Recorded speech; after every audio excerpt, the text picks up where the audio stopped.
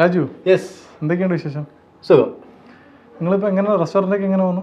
സുഖം, കുഴപ്പമില്ല. പക്ഷേ ഇപ്പോൾ കുറച്ചൊരു ലാഗിങ് സ്റ്റേജിലാണ്.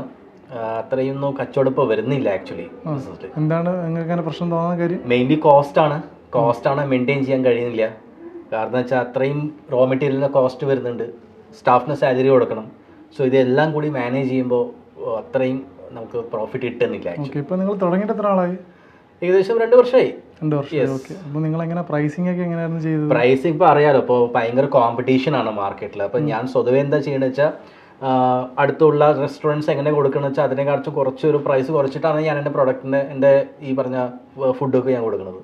ഓക്കെ, അപ്പം നിങ്ങൾ പ്രൈസിങ് ചെയ്തത് നിങ്ങളുടെ കോമ്പറ്റീറ്ററിൻ്റെ അനുസരിച്ചിട്ട്, അതേപോലെ പോർഷൻ സൈസ് ആയാലും കുറച്ചും കൂടി കൂടുതലാണെന്ന് കൊടുക്കുന്നത്. കാരണം വെച്ചാൽ കോമ്പറ്റീഷനിൽ പിടിച്ചെടുക്കണ്ടേ.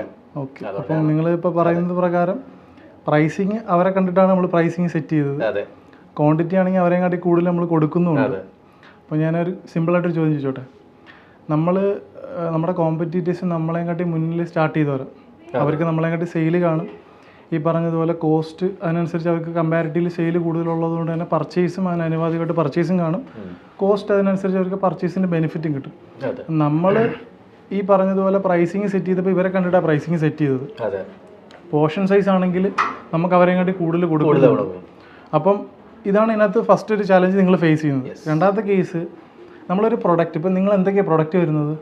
ബിരിയാണി ഉണ്ട്, പിന്നെ ചൈനീസ് ഉണ്ട്, പിന്നെ നോർത്ത് ഇന്ത്യൻ കുറച്ച് ഫുഡ് മെനൂസ് ഉണ്ട്. ഓക്കെ, അങ്ങനെ പിന്നെ നൂഡിൽസ് അങ്ങനെ. ശരി.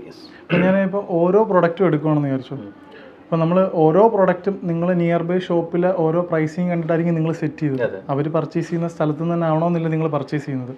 അപ്പോൾ ഇവിടെ മനസ്സിലാക്കേണ്ട 2-3 ബേസിക് ആയിട്ടുള്ള കാര്യങ്ങളുണ്ട്.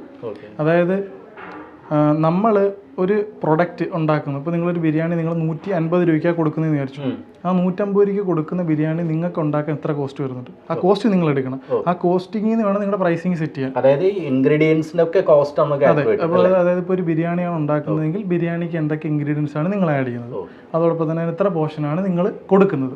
ഈ 2 ഫാക്ടേഴ്സാണ് ഇതിനെ ഡയറക്റ്റ്ലി ഇതിനെ കണക്ട് ചെയ്യുന്നത്. ഈ പ്രൈസിങ്ങിനെ തീരുമാനിക്കുന്ന ഈ 2 കാര്യങ്ങളാണ്. എത്ര ക്വാണ്ടിറ്റി നമ്മൾ സെർവ് ചെയ്യുന്നു, എന്തൊക്കെ ഇൻഗ്രീഡിയൻസ് അതിനകത്ത് അല്ലെങ്കിൽ നമ്മൾ ആഡ് ചെയ്യുന്നത്. ഇത് രണ്ടും നോക്കിയിട്ട് വേണം അതിൻ്റെ പ്രൈസിങ് സെറ്റ് ചെയ്യാൻ. അപ്പം നമ്മൾ ഈ പ്രൈസിങ് സെറ്റ് ചെയ്യുമ്പോൾ നമ്മുടെ കോസ്റ്റ്, നമുക്കൊരു മന്ത്ലി വരുന്ന ഫിക്സ്ഡ് ആയിട്ടുള്ള കോസ്റ്റുകളാണ്. ഈ ഫിക്സ്ഡ് കോസ്റ്റിനെ ബെയർ ചെയ്യുന്ന രീതിയിൽ നമുക്ക് ഇതിൽ നിന്ന് പ്രോഫിറ്റ് എടുക്കാൻ പറ്റുന്നുണ്ടെങ്കിൽ നമുക്ക് ആ പ്രൈസിങ് കൊണ്ട് വയബിൾ ആകത്തുള്ളൂ. അടുത്തൊരു കേസ് പറഞ്ഞുതരാം. റെസ്റ്റോറൻറ്റ് ഇൻഡസ്ട്രിയുടെ ഒരു കേസ് എന്ന് പറഞ്ഞു കഴിഞ്ഞാൽ ഭയങ്കര വോളറ്റൈലാണ്, പ്രൈസ് ഫ്ലക്ച്വേറ്റഡ് ആണ്. അതായത് റോ മെറ്റീരിയൽ, ഇപ്പോൾ ഉദാഹരണം പറയാം, കുറച്ച് നാൾ മുമ്പ് ബിരിയാണിയുടെ ഉപയോഗിച്ചുകൊണ്ടിരുന്നത് കൈമ അരിയായിരുന്നു. കൈമ അരിയുടെ വില കൂടിയപ്പോൾ ആളുകൾ അതിൻ്റെ പ്രൈസ് കൂട്ടുകയല്ല ചെയ്തത്. ബിരിയാണി 150 രൂപ കൊടുത്തുകൊണ്ടിരുന്ന ബിരിയാണി 200 ആക്കുകയല്ല ചെയ്ത്. റോ മെറ്റീരിയൽ സ്വിച്ച് ചെയ്തു. കൈമ അരിയിൽ നിന്ന് വേറെ പൊന്നി അതുപോലുള്ള ആൾട്ടർനേറ്റീവായിട്ടുള്ള അരികളിലേക്ക് അവർ മാറുകയാണ് അവർ ചെയ്തത്. അപ്പം നമ്മൾ ഒരു പ്രൊഡക്റ്റ് നിങ്ങൾ 150 രൂപയ്ക്ക് കൊടുക്കാൻ ഉദ്ദേശിക്കുന്നതെങ്കിൽ നിങ്ങൾ ആ ഒരു പ്രൈസിൽ ഒരു ബഫർ ഇടണം. അതായത് നിങ്ങൾക്ക് 130 കോസ്റ്റ്, അതായത് മാർജിൻ എല്ലാം എടുത്തിട്ട് വരാൻ പാടുള്ളൂ. പക്ഷേ നിങ്ങൾ 150 ഇടാനുള്ള കാരണം എന്ന് വെച്ച് കഴിഞ്ഞാൽ നാളെ പ്രൈസ് കൂടിക്കഴിഞ്ഞാലും നിങ്ങൾക്ക് പെട്ടെന്ന് തട്ട് വരാൻ പാടില്ല. മനസ്സിലായില്ലേ? അപ്പം അങ്ങനെ ഇട്ട് കഴിഞ്ഞാൽ അത് ഏത് സൈഡ്, ഇപ്പോൾ നമുക്കറിയാം വെജിറ്റബിൾസ് എല്ലാം ഹൈലി പെരിഷബിൾ ആണ്. വില കൂടിക്കൊണ്ടിരിക്കും, കുറഞ്ഞു കഴിഞ്ഞാൽ അത്ര ലാഭം നമുക്ക് എടുക്കാം. കൂടിക്കഴിഞ്ഞ് കഴിഞ്ഞാൽ നമുക്ക് പെട്ടെന്ന് വില കൂട്ടാൻ പറ്റത്തില്ല. അപ്പം നമ്മൾ പ്രൈസ് ഏതൊരു പ്രൊഡക്റ്റിനും സെറ്റ് ചെയ്യുമ്പോഴും ഈ ഒരു ബഫർ ഇടുവാണെങ്കിൽ നമുക്ക് ഈ 150 രൂപ കൊടുക്കുന്ന സ്ഥാനത്ത് നമ്മൾ ആക്ച്വലി നമ്മുടെ മാർജിൻ ഇട്ടിട്ട് 130 140 വന്നു കഴിഞ്ഞാൽ 10 രൂപ നമുക്ക് അഡീഷണൽ ഇട്ടേക്ക് ബഫറാണ്. ഈ ബഫർ നമ്മുടെ ഉണ്ടെങ്കിൽ കോസ്റ്റ് കൂടിക്കഴിഞ്ഞാൽ നമ്മുടെ ഈ ബഫർ ഉള്ളതുകൊണ്ട് തന്നെ നമുക്ക് അത്ര നാളെ ഈ മെനുവിൽ പ്രൈസിങ്ങിൽ ചേഞ്ച് വരാതെ നമുക്ക് കൊണ്ടുപോകാൻ പറ്റും. ഇതിൻ്റെ ഒരു ഗുണം അതാണ്. ഇത് പലരും റെസ്റ്റോറൻറ്റിൽ പ്രൈസിങ് സെറ്റ് ചെയ്യുമ്പോൾ അപ്പുറത്തെ കടക്കാരനെ കണ്ടിട്ട് ചെയ്യും. പക്ഷേ ഈ ഒരു കാര്യം കാണുന്നില്ല. നമുക്കറിയാം ചിക്കനും ബീഫ് അങ്ങനെയുള്ള മീറ്റ് ഐറ്റംസിനൊക്കെ വില പെട്ടെന്നാണ് കൂടുന്നത്. ഇവിടെ നിങ്ങൾക്ക് ആ ഒരു പർട്ടിക്കുലർ ഐറ്റത്തിൻ്റെ ഇൻഗ്രീഡിയൻസ് സെറ്റ് ചെയ്യുമ്പോൾ ആ ഇൻഗ്രീഡിയൻസിൽ ഒരു ബിരിയാണി, 1 കിലോ റൈസ്, അതിന് ഇൻഗ്രീഡിയൻസ് ഇപ്പോൾ 1 കിലോ ബിരിയാണി ഉണ്ടാക്കുകയാണെന്ന് വിചാരിച്ചു. നിങ്ങൾക്ക് എത്ര പോർഷൻ സെർവ് ചെയ്യാൻ പറ്റും. ആ പോർഷനിലേക്ക് ഓരോ പോർഷനിലേക്കും 1 കിലോ ബിരിയാണി ഉണ്ടാക്കാനായിട്ട് നിങ്ങൾക്ക് ചിലപ്പോൾ 600-700 ഗ്രാം ചിക്കൻ ആയിരിക്കും വേണ്ടി വരുന്നത്. ചിക്കൻ ബിരിയാണി ആണെങ്കിൽ ഒരു എക്സാമ്പിൾ പറയുകയാണ്, നിങ്ങൾക്ക് 1 കിലോയും ചേർക്കാം. നിങ്ങൾ പറയുകയാണ് എൻ്റെ വാല്യൂയിൽ ഞാൻ ഒരിക്കലും കോംപ്രമൈസ് ചെയ്യില്ല, എനിക്ക് കസ്റ്റമറിന് ഒരു ബിരിയാണി കഴിക്കുമ്പോൾ അതിനകത്ത് നല്ല റിച്ച് ആയിട്ട് ഫീൽ ചെയ്യണമെന്ന് പറഞ്ഞാൽ നിങ്ങളുടെ പ്രൈസിങ് അനുസരിച്ച് സെറ്റ് ചെയ്യണം. അല്ല നിങ്ങൾ ഒരു ആതുര സേവനം നടത്തുമല്ലോ, ഇത് നിങ്ങൾ ബിസിനസ് നടത്തുന്ന ഒരു കൊമേഴ്ഷ്യൽ ആംഗിളാണ്. പ്രോഫിറ്റാണ് അൾട്ടിമേറ്റ്ലി നിങ്ങൾക്ക് ജനറേറ്റ് ചെയ്യേണ്ടത്. ഇവിടെ ഈ പ്രോഫിറ്റ് ജനറേറ്റ് ചെയ്യണമെന്നുണ്ടെങ്കിലും നിങ്ങൾക്ക് ആ വാല്യൂ അഷ്വർ ചെയ്യണം. നമ്മൾ ഒരുപാട് പ്രൈസ് താത്തും വയ്ക്കുമ്പോഴേക്കും ഒരു നെഗറ്റീവ് അടിക്കാനുള്ള സാധ്യതയുണ്ട്. കസ്റ്റമർ പറയും ഇതെന്താ ഇവൻ ഇങ്ങനെ ചെയ്യണമെങ്കിൽ എന്തെങ്കിലും നല്ലത് തന്നെ ആയിരിക്കും കൊടുക്കുന്നതെന്നൊരു നെഗറ്റീവ് ഒരു ഇമേജ് ഓട്ടോമാറ്റിക്കലി മാർക്കറ്റിൽ ആളുകൾ അങ്ങനെ ചിന്തിക്കാം. ഡിപ്പെൻസ് ആണ്.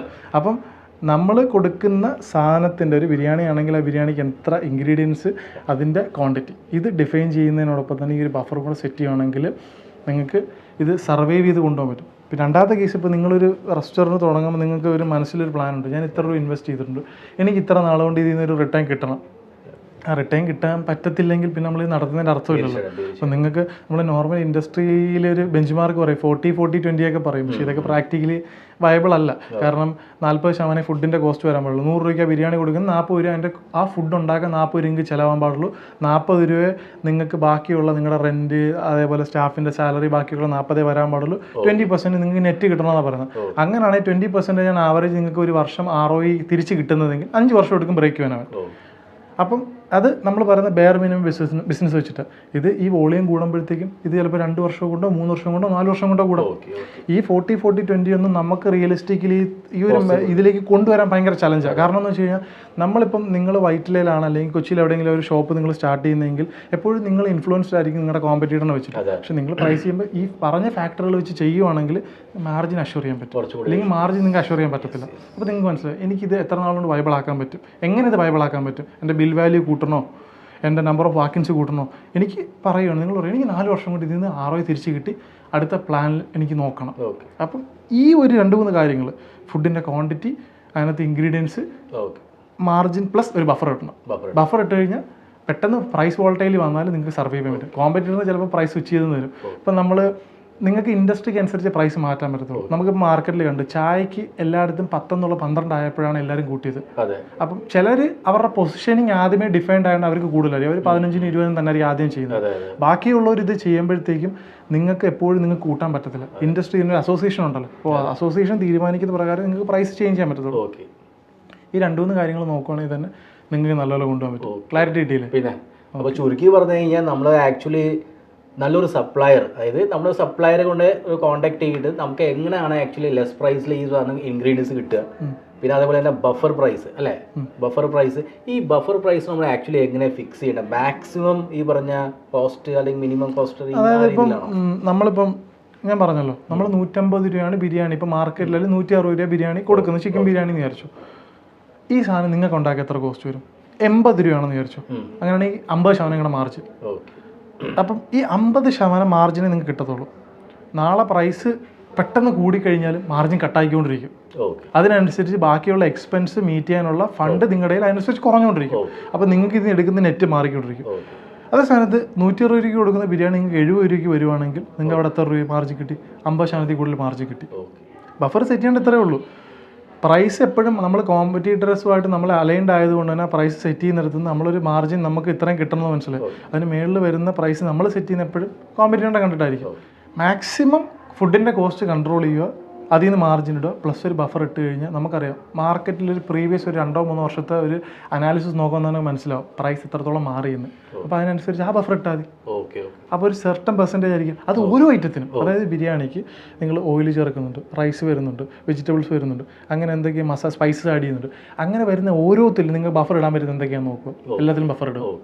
അതായത് ഇപ്പം ചിക്കൻ നിങ്ങൾ 1 കിലോ ബിരിയാണി ഉണ്ടാക്കാൻ നിങ്ങൾ ഇത്ര ഗ്രാം ചിക്കൻ ആഡ് ചെയ്തിരുന്നു. ചിക്കൻ നിങ്ങൾ കുറച്ച് ഗ്രാം ഒന്ന് കുറയ്ക്കുക, പക്ഷേ ക്വാളിറ്റിയിലൂടെ കോംപ്രമൈസ് ആവുന്നില്ലെന്നുണ്ടെങ്കിൽ അത് നിങ്ങൾക്ക് ചെയ്യാം. ഫുഡിൻ്റെ കോസ്റ്റിംഗ് അങ്ങനെ കൺട്രോൾ ചെയ്യാം. ഓയിൽ നിങ്ങൾക്ക് ഇത്ര ആഡ് ചെയ്യണ്ട. നമ്മൾ ചിലർ ചെയ്യും ബട്ടർ ആഡ് ചെയ്യും, നല്ല ടേസ്റ്റ് കിട്ടും. പക്ഷേ അതിന് ആവശ്യമുണ്ടോ? ഈ ഓയിൽ ചേർക്കുമ്പോൾ ഈ ബട്ടർ ചേർക്കുമ്പോൾ വലിയ ടേസ്റ്റ് ഡിഫറൻസ് കസ്റ്റമറിന് ഫീൽ ചെയ്യുന്നുണ്ടെന്നില്ലെങ്കിൽ നമുക്ക് സ്വിച്ച് ചെയ്യാം. നമുക്ക് ഇനി വെളിച്ചെണ്ണ ചേർക്കണോ, സൺഫ്ലവർ ഓയിൽ ചേർക്കണോ, പാം ഓയിൽ ചേർക്കണോ, ഇത് നിങ്ങളുടെ വാല്യൂ സിസ്റ്റത്തിന് ഡിപ്പെൻഡ് ആയിട്ട്. നിങ്ങൾ പറയാം നല്ല സാധനം ഞാൻ കൊടുക്കണം, അപ്പോൾ നിങ്ങളുടെ പ്രൈസിങ് അനുസരിച്ച് വേണം. ഇനിയിപ്പോൾ നിങ്ങൾ പറയുവാണ് എനിക്ക് വാല്യൂ അത്ര ഞാൻ കൺസേൺഡ് അല്ല, പക്ഷേ നല്ല സാധനം കൊടുക്കണമെന്നുണ്ട്, ഒരു നെഗറ്റീവ് വരാൻ പാടില്ല. എന്നാൽ കസ്റ്റമർ പെട്ടെന്ന് ഐഡൻറ്റിഫൈബിൾ അല്ലാത്ത ആൾട്ടർനേറ്റീവ്സ് നിങ്ങൾക്ക് സ്വിച്ച് ചെയ്യാം. നെയ്യ് ചേർക്കുന്നതിന് പകരം ഓയിൽ ചേർക്കാമല്ലോ. നെയ്യാണ് ചേർക്കുന്നതെങ്കിൽ. അപ്പം അങ്ങനെ ചിക്കൻ്റെ കേസാണെങ്കിൽ അതിൻ്റെ ഇപ്പോൾ ഫ്രോസൺ ചേർക്കണോ ഫ്രഷ് ചേർക്കണോ ഇതെല്ലാം പ്രൈസ് മാറിക്കൊണ്ടിരിക്കും.